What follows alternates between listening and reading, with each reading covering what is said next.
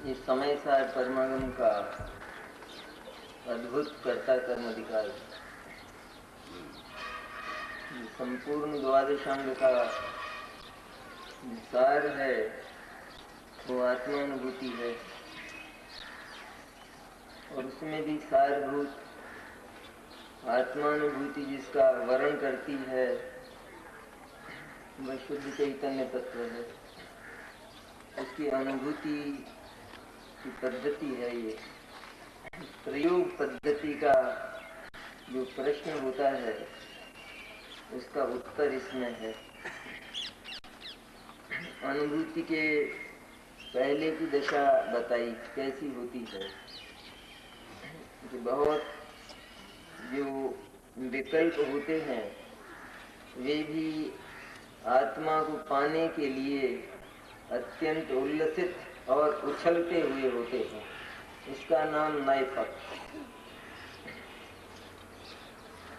भूख लगी हो, स्वस्थ आदमी हो, भूख लगी हो बहुत अधिक, और अभी भोजन आया नहीं है, बार बार ये कहता है भोजन बन गया भोजन, यहाँ बन गया, थाली लगाती हूँ। थाली लगा दी, भूख लगी है जोर से और एकदम रसास्वादन के लिए मन उछल रहा है। तो पहला गिलास लिया, क्या अनुभूति होगी? पहले गिलास। उसके पहले की दशा का नाम नैपक, क्योंकि वह केवल उस भोजन के संबंध में ही आतुर है। उसका मन एकदम भोजन में लगा हुआ है, लेकिन अभी रसास्वादन नहीं हुआ। ये रसास्वादन कैसे होता है वो बात करते हैं।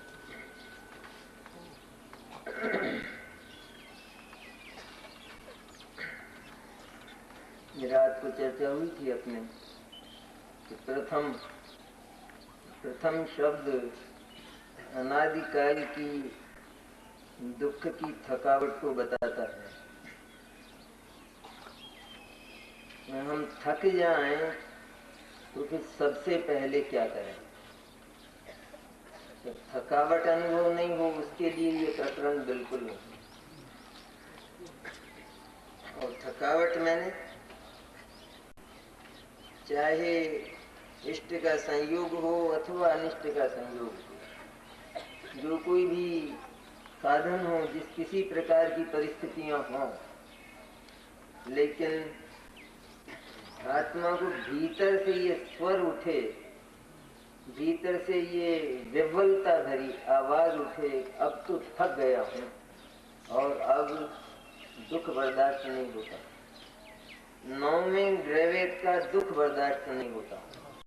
ये बोले वो थोड़ी बहुत साधन सामग्री पाकर आत्मा की बात सुनने बैठ जाए, सुन तो लेता है और उसको स्वयं आत्म प्रवंचन, आत्म वंचना भी हो जाती है। यहाँ मैं सुनता हूँ आत्मा की बात, मुझे बहुत रस आता है, वो भीतर ही भीतर ऐसा कर लेता, वाह वाह क्या बढ़िया बात है, वाह, ऐसा कर लेता। उसको समझ लेता मुझे रस आ गया, लेकिन केवल साता का रस पीता है, साता के उदय का। पास में पैसा है, सब अनुकूलताएं हैं, तो आराम से जिनवाणी सुनता है, दिन भर समय सार हाथ में रखता है, मान लेता है कि मैं बहुत रसिक हूँ।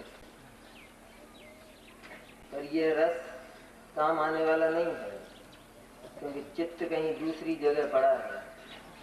चित्त पड़ा है आत्मा के विरोधी तत्व में। इसलिए आत्मोपलब्धि कभी हो ही नहीं सकती है। सबसे पहले क्या करना, शुद्ध ज्ञान के अवलंबन से ज्ञान स्वभाव आत्मा का निश्चय करके, शुद्ध ज्ञान भगवान की ओंकार ध्वनि सर्वज्ञ परमात्मा की वाणी, ये सामान्य बात नहीं होती है, जिसका केंद्र बिंदु एकमात्र शुद्ध चैतन्य तत्व होता है। बाकी जितनी बातें हैं वो सब उसके आसपास घूमती हैं। सब जैसे चरित्र नायक की कथा हो, पद्म पुराण है, जैसे राम की कथा है, राम केंद्र है उसके, और बाकी जितनी कथाएं हैं, प्रासंगिक कथाएं, वो उस चरित्र के आसपास घूमती हैं। उस चरित्र के ऊपर होकर नहीं आती हैं वो, और वो चरित्र उसमें स्थायी भाव है, धारावाहिक।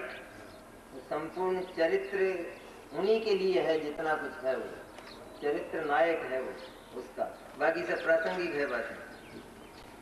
इस तरह द्वार जो ध्वनि है भगवान की, उसका चरित्र नायक शुद्ध चैतन्य है,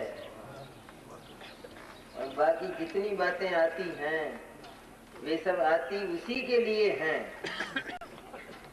लेकिन उसका उल्लंघन करके कभी नहीं आती। उसको सर्वोपरि स्थान पर भगवान की वाणी ने स्थापित किया, और उसी के अनुशीलन में भगवान गणधर द्वादशांग की रचना करते हैं।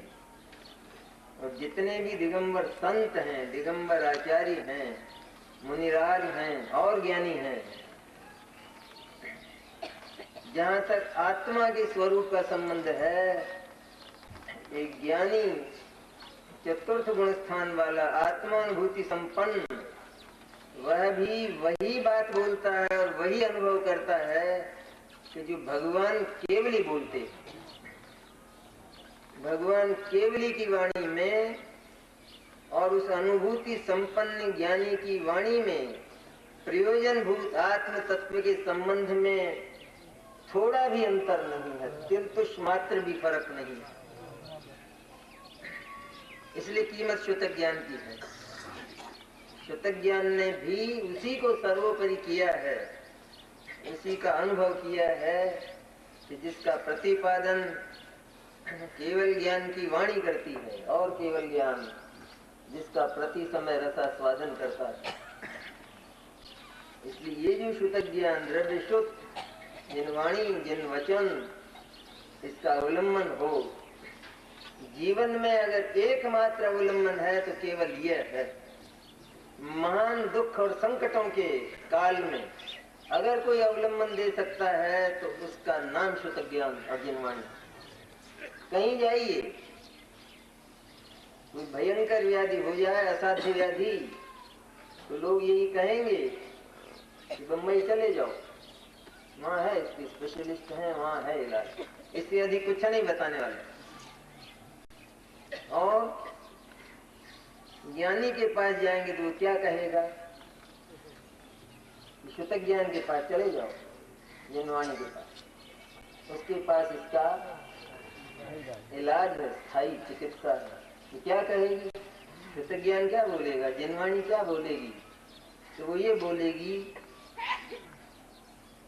कि जिस व्याधि की तू कल्पना कर रहा है वो तेरे को है ही नहीं, तो ये बोलेगी।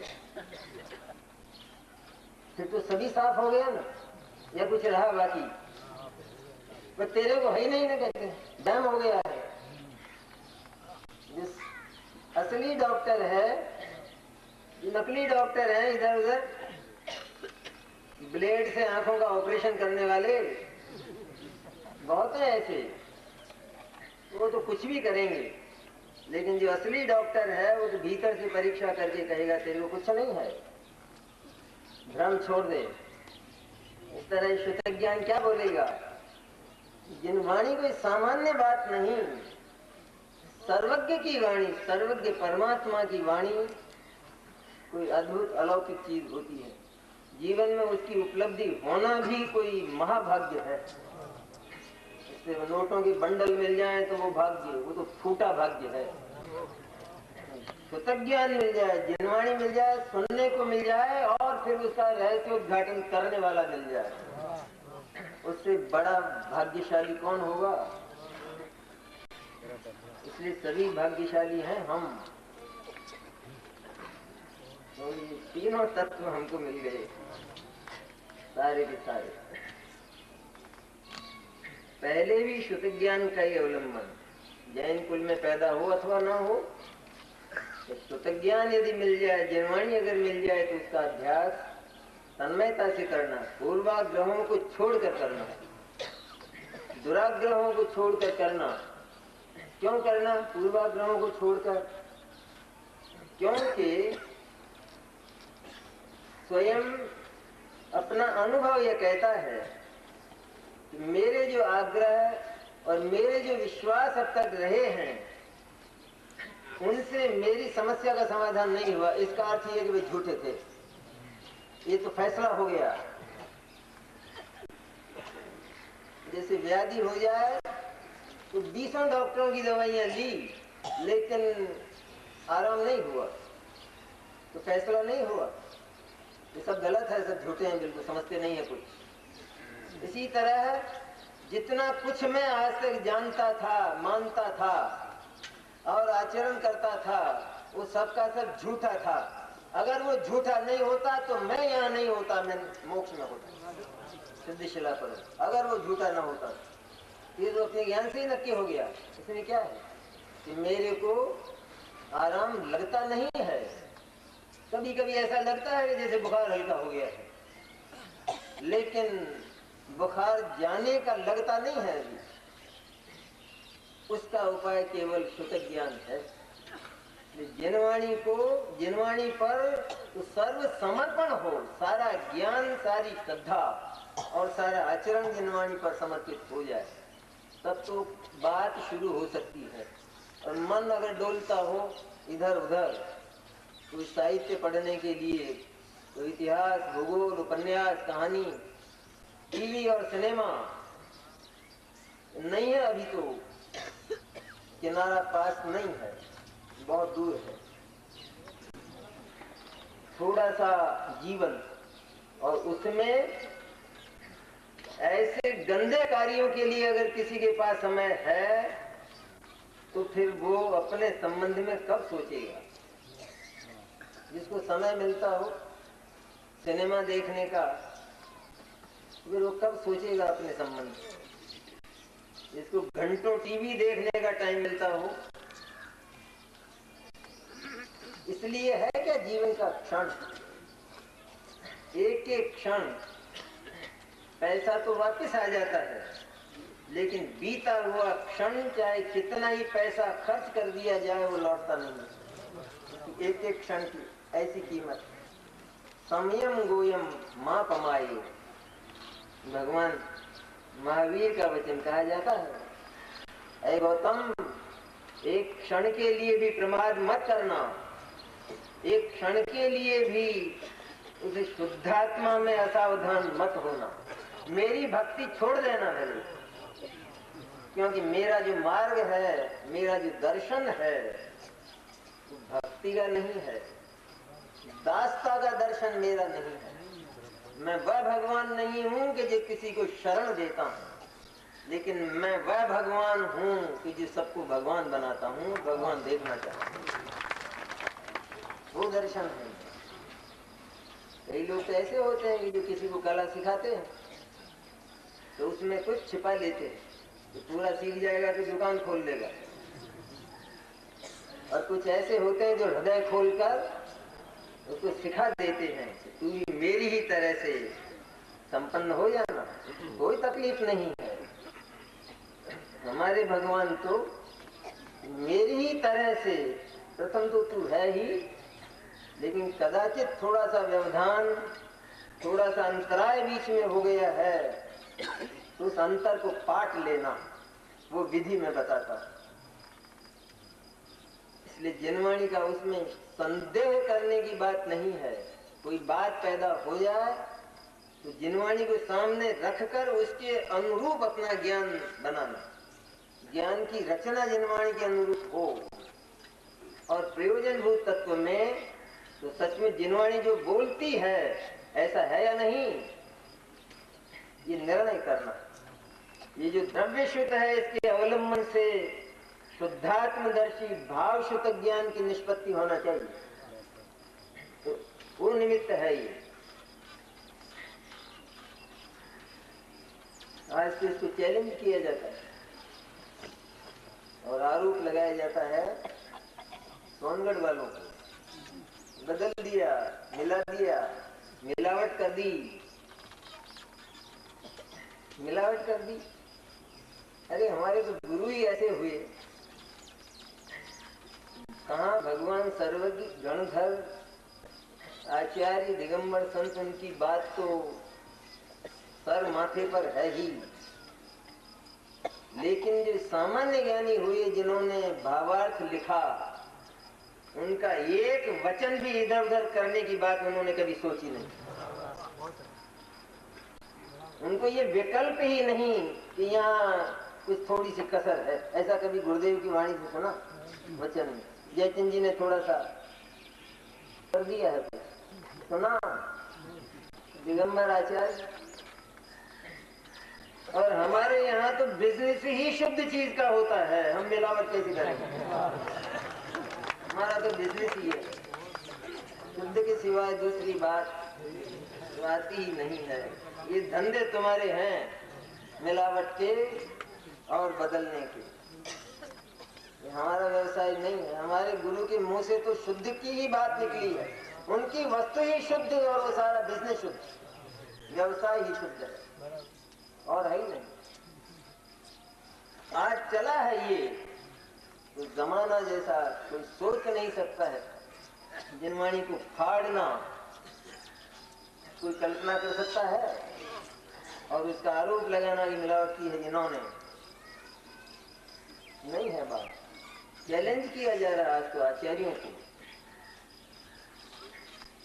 नियम साथी गाथा है 53वीं गाथा, जिसमें सम्यक दर्शन के निमित्तों की चर्चा है। उसमें 2 निमित्त बताए, एक तो जिनवाणी जिन सूत्र वो सम्यक का हेतु है, और एक वह पुरुष कि जिसके दर्शन मोह का क्षय समाधि हो, वो निमित्त है। पद्म पर मलधारी देव ने टीका की तो उस आत्मानुभूति संपन्न पुरुष को अंतरंग निमित्त कहा और जिन सूत्र को बाह्य निमित्त कहा। तो बोले आज के एक चोटी के विद्वान कि पद्म पर मलधारी देव इस गाथा की टीका में स्खलित हुए हैं, चूके हैं, ऐसा लेख आया। कौन कर रहा है मिलावट? कौन बदल रहा है? पद्म प्रमलधारी देव चूके, मैंने इसके स्थान पर यह होना चाहिए। किसने बदला और किसने मिलावट की? हमने की। हमारा व्यवसाय ये है नहीं, क्योंकि हम तो ये मान कर ही चलते हैं कि भगवान की बात, सर्वज्ञ की बात तो बहुत दूर है, लेकिन आत्मा के स्वरूप के संबंध में ज्ञानी का जो वचन आता है वो संकोचपूर्ण होता है, उसको बदला नहीं जा सकता। उसको शुद्ध ज्ञान का अवलंबन कहते हैं, और उस शुद्ध ज्ञान के अवलंबन से भाव शुद्ध का जन्म हो, तब अवलंबन हुआ शुद्ध ज्ञान का। शुद्ध ज्ञान तो यह तो औद्योगिक है, लेकिन उसकी निमित्तता तब है कि जब भाव शुद्ध का जन्म भीतर हो। भीतर वो शुद्ध ज्ञान पैदा न हो तो इस शुद्ध ज्ञान को समझेगा कौन? किसने समझा? अवलंबन से ज्ञान स्वभाव आत्मा का निश्चय करके केवल एक ही बात करी, किसका निश्चय करना है? आत्मा का। ऐसा आत्मा कि ज्ञान स्वभाव वाला, और कुछ ये और कुछ। का नाम संसार है और इसका नाम मुक्ति। आत्मा और ज्ञान स्वभाव वाला, ज्ञान स्वभाव वाला मीन सर्व कलंक से रहित, अत्यंत पवित्र। क्योंकि ज्ञान कभी अपवित्र नहीं होता, ज्ञान में अपवित्रता का भ्रम होता है, अपवित्र होता नहीं है। ज्ञान दिखाई देता है आसपास, ज्ञान के विरुद्ध बहुत सारा परिकर, बहुत सारा समुदाय दिखाई देता है, लेकिन सचमुच वो ज्ञान के विपरीत होने के कारण वो ज्ञान नहीं है और वो आत्मा नहीं। कहते हैं ज्ञान में राग नहीं, ज्ञान राग का उत्पादक नहीं। राग आत्मा के और ज्ञान के विपरीत कैसे है? कभी उसकी प्रक्रिया पर हम सोचते हैं, कैसे है राग ज्ञान के विपरीत? जिस समय ज्ञानोदय होता है, ज्ञान का जन्म होता है और उस समय ये सारा विश्व दिखाई देता है, विश्व की व्यवस्था नजर आती है। उस विश्व की व्यवस्था में यह देखता है ज्ञान कि संपूर्ण ही पदार्थ जैसे अत्यंत न्यारे न्यारे अपने काम में मस्त हैं, अपने काम में तन्मय हैं, किसी को एक दूसरे की ओर देखने की फुर्सत तक इतने मौन हैं जड़ पदार्थ भी, और एक दूसरे से बिल्कुल न्यारे, सर्व संबंध रहित। क्योंकि जहाँ थोड़ा भी संबंध हुआ कि संसार बसता है। संबंध रहित अकेला हो, अकेला व्यक्ति हो बिल्कुल, जिसको कोई परिवार ही ना हो। जैसे कल्पना करें, नहीं है, सब चले गए, शादी नहीं थी, बस अकेला है। तो अकेला व्यक्ति मरेगा तो कौन रोएगा? और वो किसको रोएगा? तो निरुपाधि हो गया कि नहीं, निश्चिंत हो गया कि नहीं? अकेलेपन में आराम है, या थोड़ी भी संबंध की कल्पना है, वही संसार बसता है, संसार की बस्ती वहां पैदा होती है। अकेला आदमी है, जैसे किसी को विवाह नहीं करना है, क्या है उसको झगड़ा, और सिर्फ एक जरा सा भाव किया, नहीं भाई रोटी तो गरम गरम चाहिए, उसके बिना काम चलने वाला नहीं है, तो पाल लिया एक तोता, तो क्या हुआ कि इतना सा रह गया, इतना सा ही रहा क्या? कितनी बड़ी बस्ती बस गई है, कितनी बड़ी बस्ती, यहाँ भी बस्ती, और उस लड़की का जो पीहर है वो बड़ी बस्ती। वहाँ शादी हो तो जाओ, वहाँ कोई मरे तो जाओ, वहाँ कोई पैदा हो तो जाओ, और उसका अंत होने वाला नहीं है, वो तो जनरेशन चलेगी, फिर उसके बच्चे और फिर उसके बच्चे, फिर उसके बच्चे, उनकी शादी और जन्म, और ये बस्ती कब खत्म होगी? कोई उपाय है या नहीं? तो उपाय तो है। क्या है उपाय? तो जैनेश्वरी दीक्षा अंगीकार कर दो, फिर आएगा शादी में निमंत्रण पत्र आए कि आपके लड़के की शादी है, नहीं आएगा। एक ही उपाय, अकेलापन, बस उसका नाम मस्ती है। ज्ञान स्वभाव वाला आत्मा अकेला है, वो राग का उत्पादक नहीं है, और राग भले ही ज्ञान में ज्ञात हो जाए, लेकिन राग उस ज्ञान का कारण नहीं है। ज्ञान जानना राग से नहीं सीखता है, राग जानने में आता है, लेकिन राग को अगर ज्ञान का कारण मान लिया जाए तो फिर ज्ञान ने जानना राग से सीखा। मैंने चलने वाले ने, आंख खोलकर चलने वाले ने चलना अंधे से सीखा।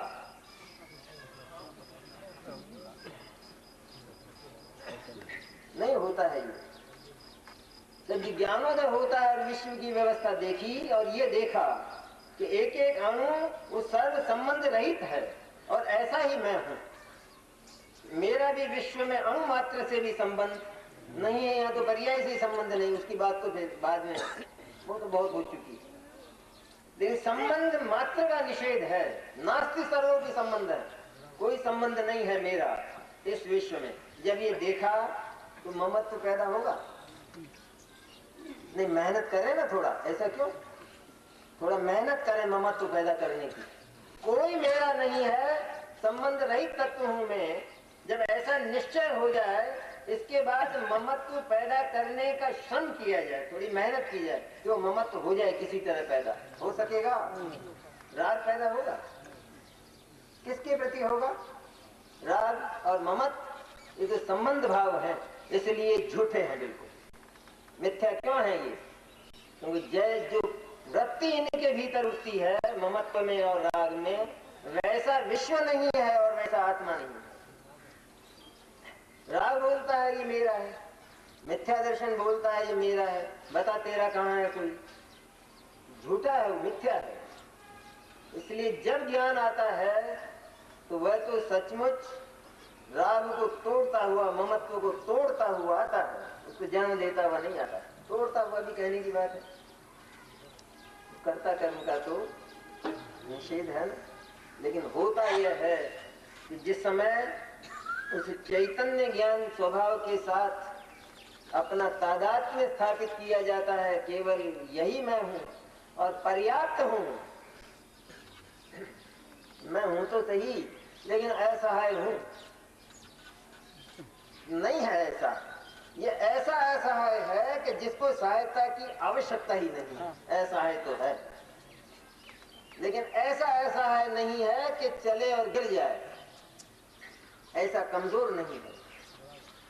इसलिए ऐसा असहाय तत्व, ऐसा स्वावलंबी तत्व में हूं जिसने ये निश्चय किया, उसका नाम ज्ञान स्वभाव आत्मा का निश्चिंत निरापद बिल्कुल वज्र का किला, कि जिसमें किसी का प्रवेश हो नहीं सकता। बाहर भले सेनाएं खड़ी हों, बाहर भले तोपें चल रही हों, अणु बम चल रहे हों, लेकिन किला यदि वज्र का है तो घबराने की आवश्यकता नहीं। और होता है कोई ऐसा मूर्ख राजा हो सकता है कोई कि जो वज्र के किले के भीतर है लेकिन घबराता है, बाहर न मालूम क्या हो रहा हो, न मालूम क्या हो रहा होगा, तोपें चल रही है, ऐसी सूचना आती है कि तोपें चल रही है, न मालूम क्या हो रहा होगा। लेकिन तेरा किला तो वज्र का है, उसका टूटना बहुत दूर, उस पर निशान नहीं होता है। जब उसको इस बात का निश्चय हो जाए तो फिर वो अपनी मखमल की शैया पर सो जाता है और बाहर तोपें चलती रहती। पर ये निश्चय होना चाहिए। यही भ्रम अज्ञानी को हो गया है। वज्र के किले में ज्ञान स्वभाव का किला वज्र का है, उसमें आसपास की जो स्वयं अपने भीतर अज्ञान से उत्पन्न होने वाली पुण्य और पाप की वृत्तियां, इनका भी प्रवेश उसके भीतर नहीं। जब यह निश्चित हुआ तो निर्भय होता है। जीवन में सबसे पहले निर्भयता का जन्म होता है, निश्चिंतता का जन्म होता है, उसका नाम आनंद है। काम जब सिर पर रहे तब आराम रहता है, एक काम से निवृत्त हो तब आराम रहता है। कब निवृत्ति, कार्य का भार न हो तो उसका नाम आराम है। यहाँ सब काम निमट गया, सब निपट गया काम। महिलाएं कहती हैं अभी तो ये ठीकरे साफ करने हैं, अभी तो खाया है खाली, अभी ये साफ और कर रहा है, तो वजन ही वजन।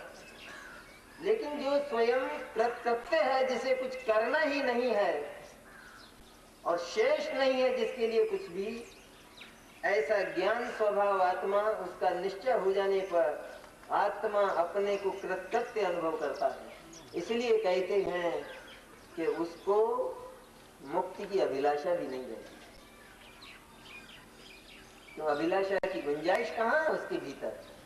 अभिलाषा का अगर कोई अवकाश है तो फिर वो कृतकृत्य नहीं, काम बाकी है, भार है। इसलिए निश्चिंत होता है एक बात, इस बात को जानकर। बस यही है द्रव्य और पर्याय की क्रीड़ा। आत्मा ज्ञान स्वभाव वाला, ज्ञायक मैंने आनंद स्वभाव वाला, निर्भार मैंने आनंद स्वभाव वाला, और उसको जान लेने वाला, उसका साक्षात दर्शन करने वाला, प्रत्यक्ष वेदन करने वाला, ज्ञान, श्रुत ज्ञान, सम्यक दर्शन, वो पर्याय। ये द्रव्य पर्याय की कथा हुई थी। और कहाँ ज्यादा खेल, बाकी क्या है? यही प्रमाण, और यही प्रमाण में से शुद्ध नैरजन। पर्याय को कुछ रचना नहीं करना है ना, सबसे बड़ा आराम तो यह है कि उसको कुछ रचना नहीं करना है, उसको तो सिर्फ जो कृतकृत्य है उसको कृतकृत्य अनुभव करना है, मैंने अपने को भी कृतकृत्य अनुभव करना है। काम पर्याय का यही है ना कि वो सदा ही द्रव्य की घोषणा करती है, ये उसका काम है। और वो द्रव्य की घोषणा गलत करती है तो वो सही घोषणा करे कि मैं कृतकृत्य। इस तरह तादात्म्य भाव से जो वृत्ति पैदा होती है उसका नाम सम्यक दर्शन और सम्यक ज्ञान। श्रद्धा प्रतीति सदा के लिए सुमेर जैसी निश्चल हो जाती। यही हूं मैं, ज्ञायक ही मैं हूं, ये ज्ञायक ही मैं हूं, ऐसी जो निश्चिंत दशा की धारावाहिकता है, बस वो मुक्ति को छू लेती है, वहां तक पहुंचकर। और सदा के लिए निश्चिंतता का, निर्भर दशा का जन्म हो जाता है। उसका नाम सिद्ध दशा है। निर्भर है भगवान सिद्ध, क्योंकि सदैव सबसे पहले ज्ञायक का दर्शन किया और अब सदा के लिए उस ज्ञायक का ही दर्शन करते हैं। अपना बंगला ऐसा है तो किसी दूसरे की क्या अपेक्षा, और आसपास अगर धूप भी हो तो मुझे क्या चिंता है, कहाँ चिंता है। अज्ञानियों को कैसा लगता है, घर में कूलर है और कूलर तो धूप में रखा जाता है, बाहर बंगले के बाहर, कमरे के बाहर, वहां रखा जाता है। तो बच्चा ये कहता है कि पापा आपने ये कूलर ठंडी हवा के लिए लगाया है, लेकिन ये तो धूप में गर्म हो रहा है कूलर तो। तब पिता क्या कहता है, ये धूप में तो है लेकिन ये धूप में नहीं है, धूप इसके भीतर जाती नहीं है, ये भीतर से शीतल ही शीतल है, इसके भीतर से शीतलता ही शीतलता आती है। ये सचमुच धूप में केवल दिखाई देता है, आत्मा पाप और पुण्य के बीच में केवल दिखाई देता है। उसकी धूप में ये केवल दिखाई देता है, लेकिन भीतर से सचमुच वातानुकूलित है। पुण्य और पाप की हवाएं, ठंडी और गर्म हवा, पाप की गर्म हवा और पुण्य की ठंडी हवा ज्ञायक का स्पर्श नहीं करती, ऊपर ही ऊपर निकल जाती है। ऊपर ही तरन तो सब कुछ लिखा है आचार्यों ने, तेरे भीतर नहीं है, वो केवल ऊपर ही ऊपर है। ऊपर ही ऊपर है मैंने क्या, ऊपर में दो परतें हैं, क्या है दो परतें वास्तव में, पर ऊपर ही ऊपर मैंने जहां वो पुण्य और पाप है उसी के बीच में वो ज्ञायक शुद्ध निर्लिप्त पड़ा है, उससे, उस हवा से वो बिल्कुल प्रभावित नहीं होता, धूप से प्रभावित नहीं होता है ना, भीतर शीतल पड़ा है। इसी तरह जैसे घर में आग लग जाए और फायर प्रूफ तिजोरी हो, तो साधारण सामान जल जाए और सबको फिक्र हो जाएगा, नोट जल गए होंगे, नोट जल गए होंगे, लेकिन जो जानता है वो कहता है कि आग बाहर है, भीतर का सारा माल सुरक्षित। ये आत्मा भी फायर प्रूफ तिजोरी है, इसके भीतर ये प्रवेश होता ही नहीं है। इसलिए हो भले, इसलिए यहाँ आकर जब इस आत्मा के स्वभाव का निश्चय किया जाता है तो एकदम जिन परिस्थितियों से आत्मा घबराया हुआ होता है, आकुल व्याकुल रहता, क्या करूंगा लेकिन इस धमाल में, कि इसमें एक सुविधा सुरक्षित रह गई है, और वो यह है कि इन परिस्थितियों के बीच में आत्मा ज्यों का त्यों है, नोट का एक कोना भी नहीं जला है, सुरक्षित है ज्यों का त्यों। लगने दो आग, घबराने की आवश्यकता बिल्कुल नहीं। ज्ञान स्वभाव, तो ज्ञान का तो अगर लोक व्यवहार में भी प्रयोग करके देखा जाए तो वो ज्ञान स्वभाव बिल्कुल निरापद ही सिद्ध होता है, प्रमाणित होता है निरापद। तो जिसको देखते हैं तो क्या उसकी छूत लग जाती है ज्ञान? क्या उससे प्रभावित हो जाता है? आंख का नहीं दिया है आगे, आंख के उदाहरण से ज्ञान का स्वभाव बताया आचार्य ने। आंख ने अग्नि को देखा तो आंख में आग लग गई, आंख में आग दिखाई दी, लेकिन आंख में दिखाई देने वाली आग वो आग नहीं है। सूरत नहीं दिखाई देती किसी की, अपन किसी के सामने खड़े होते हैं, सूरत नहीं दिखाई देती। किसी के सामने अपन खड़े हों तो अपनी सूरत उसकी आंख में दिखाई देती है, तो देती रहा दिखाई। तो आंख ने अग्नि को देखा तो आंख में आग लगती है, गर्म होती है, कुछ नहीं होता। इसलिए आंख देखने में सदा निर्भय रहती है। इस तरह ज्ञान सदा निर्भय है, सदैव निश्चिंत है।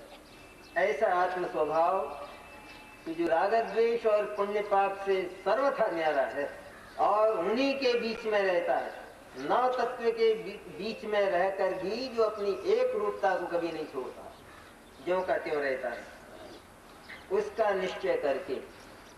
ये तो श्रुत ज्ञान के विकल्प में हुई ये बात, जिनवाणी के अवलंबन। और फिर आत्मा की प्रकट प्रसिद्धि के लिए, फिर आत्मा का प्रत्यक्ष अनुभव करने के लिए।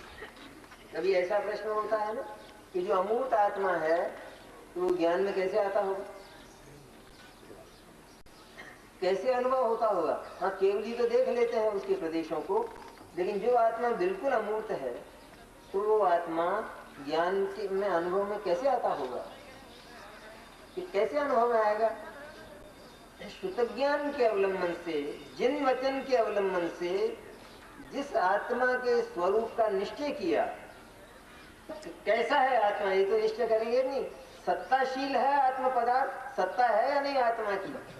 कि आत्मा सत्ताशील पदार्थ है। जो सत्ताशील है तो उसका कोई स्वरूप होता है, उस स्वरूप का जिन वचन के अवलंबन से निश्चय किया और श्रुत ज्ञान ने वैसा का वैसा स्वीकार किया, ऐसा ही है आत्मा। तो वो जो स्वरूप निश्चित किया गया है, तो श्रुत ज्ञान में वैसा का वैसा स्वरूप नहीं आ सकता है, नहीं आएगा। क्या विचित्र है बात। हम तो उसका आकार देखना चाहते हैं, हम उसकी शक्ल देखना चाहते हैं, हम उसके प्रदेशों को देखना चाहते हैं, हम उसके गुणों को देखना चाहते हैं। लेकिन इतनी तकलीफ क्यों करते हो? इनको देखे बिना वो अनुभव में आने को तैयार है, तो तुम इतना कष्ट मत करो। इसलिए 14वीं गाथा की रचना हुई। इतनी बातें आत्मा के साथ भले ही हों, बद्धता, स्पष्टता, अन्यता, विशेषता, संयुक्तता इत्यादि ये सब हों, लेकिन इन सब के बीच में वो अबद्ध, अस्पष्ट, अनन्य, नियत, अविशेष और असंयुक्त पड़ा, ज्यों का त्यों पड़ा है। इसलिए इतनी सुविधा है श्रुत ज्ञान की। तो जो स्वरूप कैसे अनुभव में आता होगा इसका है, क्योंकि वो प्रश्न मोटा है वो कि हमारा ज्ञान तो जरा सा है, आत्मा दिखता नहीं है, प्रदेश दिखते नहीं है, तो कैसे उसको देखें, अनुभव कैसे करें उसका? कि जो स्वरूप उसका बताया कैसा है आत्मा, असंख्य प्रदेशी ज्ञान स्वभाव वाला है, उसके भीतर ज्ञान और आनंद ही आनंद है। जब उसकी आकृति, उसका आकार प्रकार, इनसे अगर आत्मा को देखने की कोशिश की जाएगी तो फिर वो असली आत्मा की, शुद्ध आत्मा की अनुभूति नहीं होगी। उसका कारण है क्योंकि दूसरे क्षण में वो आकृति बदल जाएगी तो आत्मा बदला हुआ अनुभव में आएगा। इसलिए आकार प्रकारों से, संयोगों से, विकारों से, इनसे आत्मा का अनुभव नहीं होता, क्योंकि वह आत्मा इन रूप नहीं है। तो जो उस जिनवाणी के द्वारा श्रुत ज्ञान में जैसा उसका स्वरूप निश्चित किया गया, ज्ञान और आनंद स्वरूप सत्ता है ये, बस इतना ऐसा निश्चय किया, तो श्रुत ज्ञान ने बड़ी चतुराई से चुपचाप सबको पार करता हुआ उसका फोटो ले लिया।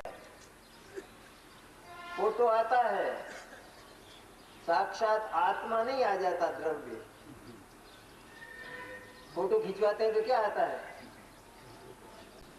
लेंस में और उस कागज में क्या आता है? चित्र आता है, पर कैसा आता है? कि जैसे हम हैं वैसा का वैसा आता है। इस तरह शुद्ध ज्ञान वो फोटोग्राफर है उस शुद्धात्मा का, और उसके लिए कितनी आवश्यकता होती है फोटो के लिए कि बिल्कुल एकदम अपनी सहज मुद्रा में, स्वाभाविक मुद्रा में बैठो 1 सेकंड के लिए। वो फोटोग्राफर यही तो कहता है, कुछ कहता है उसके पहले सावधान करता है। बिल्कुल सहज जो मुद्रा है उसमें बैठो तो फोटो वैसा का वैसा आएगा। थोड़े भी हिले डुले आकृति बदली की फोटो गलत। तो ये जो आकृतियां हैं तरह तरह की, ये सचमुच आत्मा की आकृति नहीं है, इनके भीतर आत्मा है। तो शुद्ध ज्ञान जो का त्यों जैसा उसने निश्चय किया था वैसा का वैसा शुद्ध ज्ञान के लेंस में उसका फोटो आता है। उसका नाम स्व संवेदन प्रत्यक्ष, आत्मानुभूति। आकार प्रकार की आवश्यकता बिल्कुल नहीं है। एक गरीब घर की कन्या हो और उसका संबंध बहुत बड़े घर में हो जाए, तब संदेश लेकर आता है कोई जो संबंध कराने गया था, वो संदेश लेकर आता है और वह उस कन्या के माता पिता को कहता है संबंध हो गया है और घर बहुत बड़ा है, बहुत संपन्न है, लड़की बहुत सुख पाएगी, ऐसा कहता है। और लड़की वहां नहीं है, लड़की है दूसरे कमरे में। लेकिन लड़की इस बात को सुन लेती है। अब क्या हो गया? क्या ये वही लड़की है जो कल थी? तो क्या हो गया है इसको? तो बिल्कुल बदल गया है एकदम, बिल्कुल। घर देखा नहीं, अभी पहुंची नहीं है, वहां नहीं पहुंची है, तो भी उस प्रामाणिक पुरुष ने जो उसका चित्रण किया वो उसके ज्ञान में आ गया, उसकी श्रद्धा में आ गया। और वो कहती है कि अब मैं गरीब घर की नहीं हूं, मैं एक बड़े घर की गृह स्वामिनी हूं। ये विश्वास होता है। शुद्ध ज्ञान ने जब ज्ञायक का अवलंबन लिया तो वह यह नहीं बोलता है कि मैं तो रागी और द्वेषी हूं, वो बोलता है मैं सिद्ध परमात्मा। वचन बदल जाता है, स्वर बदल जाता है, अनुभूति बदल जाती है, चिंतन बदल जाता है। चिंतन भी जब ये ज्ञान दशा और आनंद दशा प्रकट होती है तो चिंतन धारा भी उस शुद्ध नए के स्वर में अधिकांश बोलती। व्यवहार में आ जाए कभी कभी रोने धोने का काम, लेकिन चिंतन धारा भी वहीं आ जाती है, क्योंकि वह जगत का सर्वोत्तम पदार्थ चिंतामणि है वो। तो फिर आत्मा की प्रगट प्रसिद्धि के लिए फिर शब्द दिया। फिर मैंने ये तो निश्चय किया ज्ञान के विकल्पों के द्वारा, शुद्ध ज्ञान में ऐसा ही है आत्मा। ये अगर निश्चय ना हो तो जो आत्मा अनुभव में आएगा वो आत्मा नहीं होगा, अगर उसका स्वरूप निश्चित नहीं किया जाए। कुछ भी उसमें से निकालना नहीं, और जो उसमें मिलने लायक नहीं है उसको उसमें मिलाना नहीं, उसका नाम आत्मा है। पर्याय भी आत्मा में मिलने लायक नहीं है, क्योंकि उसका स्वरूप अन्य प्रकार का है। इसलिए और की बात तो बहुत दूर चली जाती है। और इसमें से कुछ निकालना कि आत्मा में से दुख को तो निकालना, दुख को निकालना, मिथ्या दर्शन मिथ्या ज्ञान इनको निकालना और फिर आत्मा का अनुभव करना, कि निकालने की बात तो तब होगी जब वो उसमें आए हैं, तब चर्चा हो निकालने की। ये तो फिर एक अजब तरह का धंधा हुआ निकालने और लाने का। ये तो बहुत कष्ट साध्य धंधा हुआ। यहाँ तो यह सहज तत्व है, निर्मित एकदम, अनादि निधन, ज्यों का त्यों। उसमें कुछ बनाना नहीं, उसमें से कुछ निकालना नहीं, उसमें कुछ रखना नहीं। निकालोगे तो उसमें से वो ज्ञान और आनंद निकल जाएगा, फिर खत्म हो जाएगा। रखोगे तो उसमें पुण्य और पाप आ जाएगा। इसे कुछ नहीं करना है पुरुषार्थ का काम, लेकिन पुरुषार्थ आनंद में है। पसीना लाने वाला पुरुषार्थ नहीं। पुरुषार्थ का तो है, और अधिक पुरुषार्थ की, महान पुरुषार्थ की आवश्यकता है। ये जो कहा जाता है उसका कारण है क्योंकि आत्मा की ममता इतनी बिखरी हुई है, लोकव्यापी ममत्व है आत्मा का। उसको समेटने के लिए सचमुच उग्र पुरुषार्थ की आवश्यकता है। आदत बहुत खराब हो गई है, बहुत खराब। उसको मिटाने के लिए सचमुच परिश्रम की जरूरत है, मेहनत की आवश्यकता है। ये किसी ने बहुत खाया हो, अनाप शनाप लोगों के कहने से, अरे क्या पास में पैसा है, बादाम का हलवा खाया करो, क्या कंजूस हो, दरिद्री हो बिल्कुल, वो खाने लगा हो बादाम का हलवा, मलाई निकाल निकाल कर, सब बीमार हो गए श्रीमान। अब डॉक्टर के पास गए तो उसने कहा तुमको ब्लड प्रेशर है, तुमको हार्ट है, तुमको डायबिटीज है, तो सब बंद एकदम, सारा का सारा। अब क्या करें, ये कल तक तो सब उड़ते थे, अब आज क्या करें? तो आज जब उनको देखता है तो मन तो चलता है। तो मन कैसे रहे, सारी जीवन भर का अभ्यास था, इसलिए मन चलता है, लेकिन खा ले तो इसे मर जाएगा, मौत आ जाएगी। तो इसको वहां से वापस लौटने के लिए, व्यावृत्त होने के लिए कितने अधिक मेहनत की, पुरुषार्थ की जरूरत है कि ये उसको न खा, उधर मन भी न चले इसका। तो क्या इसके लिए ये किया जाए कि इन सारी चीजों को दुनिया से उठा दिया जाए? दुनिया में मलाई न रहे, दूध न रहे और बादाम न रहे, क्या ये करना होगा? ये कुछ नहीं करना होगा, केवल उस मन को समझा लेना होगा कि यदि तुझे जीवन चाहिए, मौत नहीं चाहिए, तो इनको छूना मत, बस इतना करना है। तो उस अनादि के उस अभ्यास को मिटाने के लिए, उस पर पानी फेर देने के लिए, उसको मिथ्या कर देने के लिए पुरुषार्थ की आवश्यकता तो है। आत्मा ने जो कुछ किया है, जो कुछ करता आया है, ये वो सारा का सारा व्यवसाय कष्टों का जन्मदाता था। अब वहां से व्यावृत्त होने के लिए मन को बहुत नियंत्रण की आवश्यकता है, श्रुतक ज्ञान। और श्रुतक ज्ञान को ये समझाने की भी जरूरत है कि तेरा जो आनंद तत्व है, तेरा जो आनंद धाम है, तेरा जो आश्रम है, आश्रम जहां तुझे रहना है, जहां तुझे योग साधन करना है, वह तेरा आश्रम एकदम शांत है, प्रशांत है, इनसे व्यावृत्त हो जाए। इसलिए बार बार इसके चिंतन की आवश्यकता है, शुद्ध चिंतन की, और तब वो व्यावृत्त हो जाता है, लौट आता है। फिर आत्मा की प्रकट प्रसिद्धि होती है, फिर जरूर आत्मा अनुभव में आ जाता है।